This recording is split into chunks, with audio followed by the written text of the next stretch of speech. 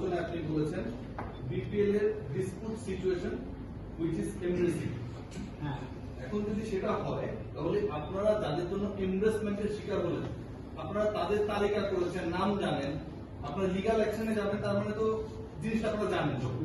নামগুলো বলছেন না বলে দিব না, এখনই কেন বলবেন? না এখনই বলেছি, বলে দিচ্ছি না। এখন প্রেস কনফারেন্সে আমরা একটা প্রেস রিলিজের মাধ্যমে আমরা আজকে ডিসাইড করেছি, প্রেস রিলিজের মাধ্যমে আমরা আপনাদের মুখ থেকে আসবে না কেন? না না নাম বলতে সমস্যা না না ওই লিস্টেড আছে পাশে অনেকেই আমরা জানি। আমরা কাগজে কলমে প্রপারলি একটা প্রেস রিলিজের মাধ্যমে যাতে কোনো মিস্টেক না করি। আমার কতটা বুঝো না যে ইয়েস ইউ আর কারেক্ট, আমি বলতে পারতাম, কিন্তু অনেকেই আমরা অনেক নাম জানি। একদম এই 2 দিনের মধ্যে এই প্রেস রিলিজটা বানিয়ে নিই। আমরা প্রেস রিলিজ বানিয়ে কার কাছে কি টাকা কত কি পাচ্ছে এই হিসাবটাও আমরা আরেকটা ব্যাপার, সেটা হচ্ছে আপনারা আরবিট্রেশনের মাধ্যমে চিটাগংয়ের সাথে সলভ করবেন, সেটা আপনি কিভাবে বললেন?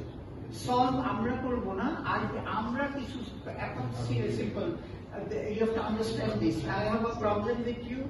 এখনকারটা না, লাস্টটা না, ধরে অনেক আগেও যখন আরবিট্রেশনে নিয়ে গেছে, এখন আরবিট্রেশনের একটা তো জানেন যে সিস্টেম আছে, এই সিস্টেমে আমরা সেই সিস্টেমকে আমরা আরো এক্সপেডাইট করছি। সেটা বলে আপনারা 46 কোটি টাকা চাইলেন কেন? ওই সিস্টেম থেকে বেরোলেন কেন? আরবিট্রেশনে থাকলে মানে তো it is under a process. Yes, এই প্রসেস আপনারা কেন লিগ্যাল নোটিস দিয়ে 46 কোটি দাবি করলেন? 46 করে একটা ক্যালকুলেশন করে দেওয়া হয়েছে, কিন্তু যেই ডিসিশন এটা তো হয় কি আমাদের এক একটা ওইটা দাবি করার মতো আপনারা আরবিট্রেশনে নাই।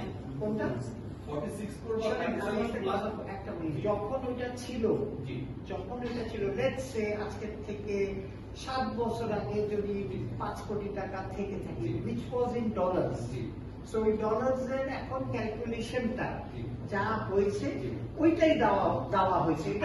শেষ না হওয়া পর্যন্ত আপনি দাবি করতে পারেন না। দাবি আমি তো আমার দাবি করতে পারি। আমি ওইখানে একটা জিনিস very simply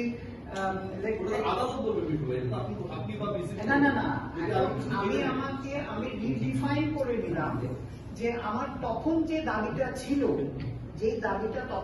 that at that time it might be 5 কোটি টাকা।